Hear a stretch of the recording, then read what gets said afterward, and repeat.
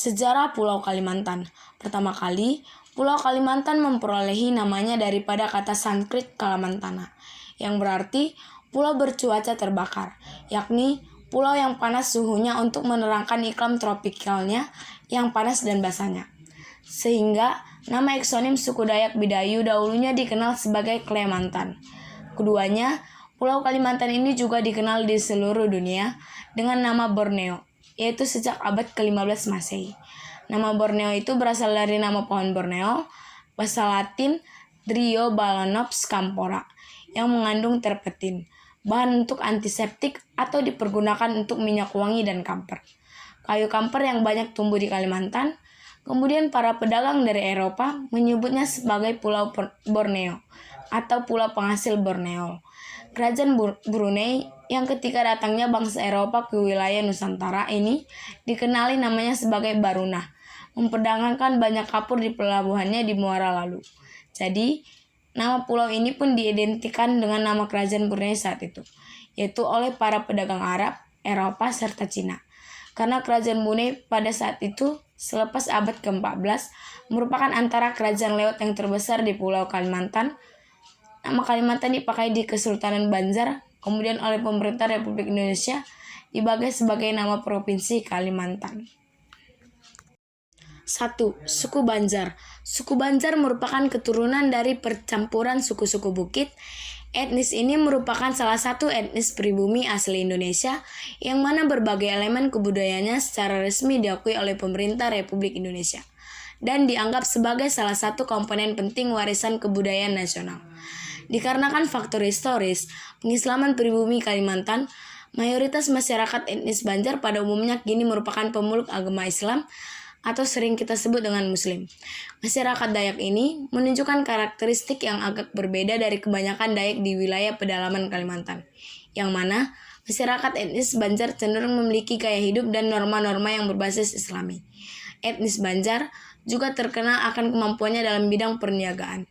Pada masa kini, populasi diaspora Banjar dapat ditemui pula secara global atau di seluruh belahan dunia, termasuk diantaranya dalam cakupan wilayah Asia Tenggara maupun hingga ke Timur Tengah, terutama di Arab Saudi. 2. Suku Dayak. Asal-usul nama suku Dayak diberikan oleh penjajah Belanda yang saat itu menempati Pulau Kalimantan karena sedang melakukan ekspansi di Pulau Borneo. Suku Dayak sendiri merupakan sebuah suku pedalaman yang tinggal di dekat aliran sungai di hutan. Oleh karena itu, banyak penduduk suku Dayak yang memiliki mata pencarian sebagai nelayan di hulu sungai untuk mencari bahan baku makanan. Suku Dayak kemudian menjadi istilah Bago 200 subkelompok lebih etnis suku yang umumnya tinggal di aliran sungai atau pegunungan pedalaman bagian selatan dan juga tengah Pulau Kalimantan.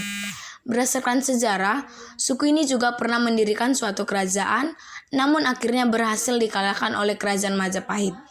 Ketika kerajaan runtuh, banyak masyarakat suku Dayak yang mengenal agama seperti Islam, Kristen, dan lain sehingga mereka memilih lepas dari adat dan kebudayaan Dayak, kemudian membentuk suatu koloni baru, yaitu suku Melayu dan Banjar. 3. Suku Melayu. Suku Melayu inti menyebar ke berbagai penjuru wilayah dunia Melayu, sehingga terjadi asimilasi subkelompok turunan Melayu dengan beberapa kelompok etnis daerah tertentu di wilayah Asia Tenggara Maritim secara historis. Populasi suku Melayu merupakan turunan langsung dari orang-orang suku Austroasiatik, Austronesia, yang menuturkan bahasa-bahasa Melayu, yang menjalin kontak dan perdagangan dengan kerajaan, kesultanan, ataupun pemukiman tertentu, terutama dengan kerajaan Brunei, Kedah, Langkasuka, Gangganegara, Citu, Nakhon Stinamarat, Pahang, Melayu, dan Sriwijaya. Yang keempat, suku Jawa. Jawa merupakan suku bangsa Austronesia terbesar di Indonesia yang berasal dari Jawa Tengah, Jawa Timur, dan daerah istimewa Yogyakarta. Pada tahun 2010, setidaknya 40,22% penduduk bangsa Indonesia merupakan etnis Jawa. Selain itu, suku Jawa ada pula yang berada di negara Kaledonia Baru dan Suriname. Karena pada masa kolonial Belanda, suku ini dibawa ke sana sebagai pekerja. Saat ini, suku Jawa di Suriname menjadi salah satu minoritas di sana dan dikenal sebagai Jawa Suriname. Ada juga sejumlah besar suku Jawa di sebagian besar provinsi di Indonesia, Malaysia, Singapura, Arab Saudi, dan Belanda. 5. Suku Sunda. Kata Sunda berasal dari bahasa Sanskerta yaitu sun atau sutsa, yang memiliki makna terang, bersinar, putih, atau berkilau. Dalam bahasa Bali dan Jawa kuno juga terdapat kata Sunda, yang artinya bersih, suci, murni, tak bernoda, dan tak tercela. Orang-orang Sunda berasal dari keturunan Austronesia yang diperkirakan berasal dari Taiwan. Mereka kemudian bermigrasi melalui Filipina, lalu mencapai Jawa pada sekitar 1500 sebelum Masehi hingga 1000 sebelum Masehi. Ragam jenis alat musik tradisional yang berada di Kalimantan. 1. Suku Banjar. Alat musik panting adalah alat musik yang merupakan alat musik tradisional dan dimainkan dengan cara dipetik. Yang kedua, kintung adalah alat musik kintung, merupakan alat musik suku Banjar, Provinsi Kalimantan Selatan. Alat musik kintung terbuat dari bambu dan digunakan untuk mengiringi pertunjukan musik kintung. Secara bentuk, alat musik ini mirip dengan angklung atau calung dari Jawa Barat.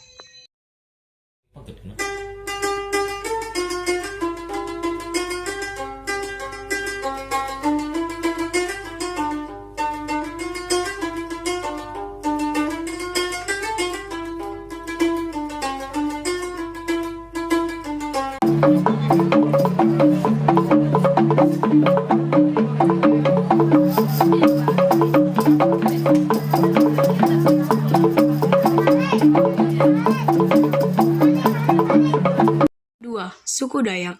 Alat musik sape yang merupakan alat musik tradisional Kalimantan Timur sering digunakan untuk mengiringi acara-acara hajatan masyarakat suku Dayak. Yang kedua, antoneng merupakan jenis alat musik gitar tabung yang dimainkan dengan cara dipetik. Antoneng dimainkan untuk mengiringi nyanyian.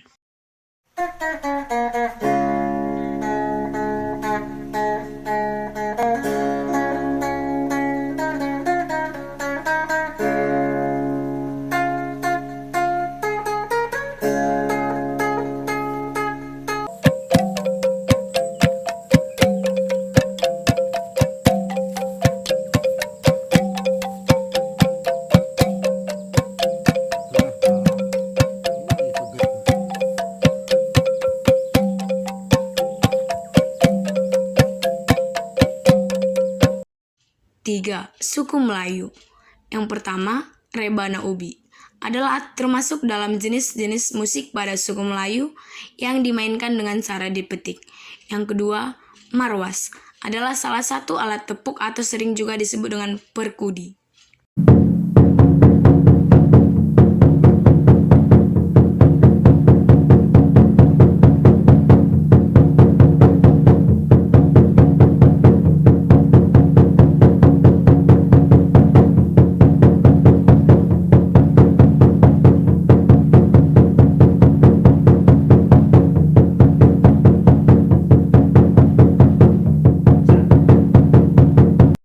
One, two, three, go!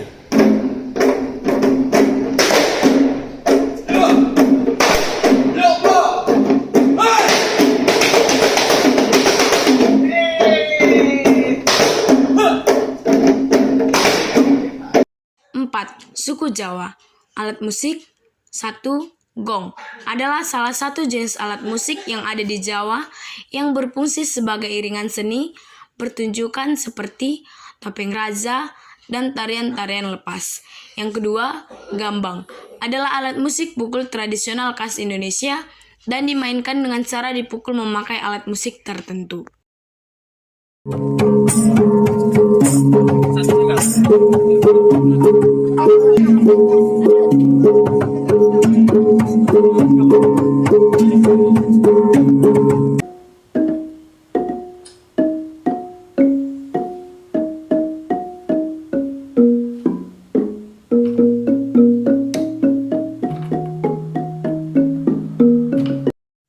Suku Sunda. Yang pertama, angklung adalah alat musik yang terbuat dari bambu, dibunyikan dengan cara digoyangkan sehingga menghasilkan bunyi yang bergetar dalam susunan nada 2-3 dan 4 dalam nada setiap ukuran.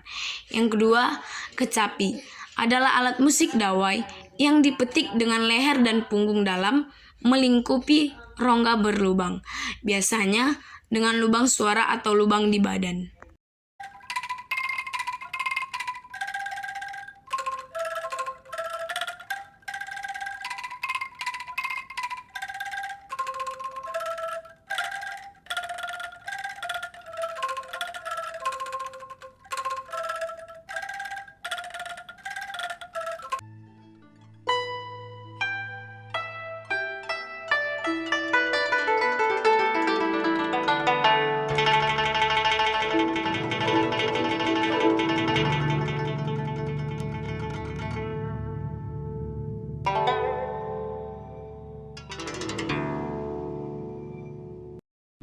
Berikut lagu-lagu tradisional dari Kalimantan. Yang pertama, Ampar-Ampar Pisang dari Kalimantan Selatan. Yang kedua, Cik-Cik Priuk dari Kalimantan Barat.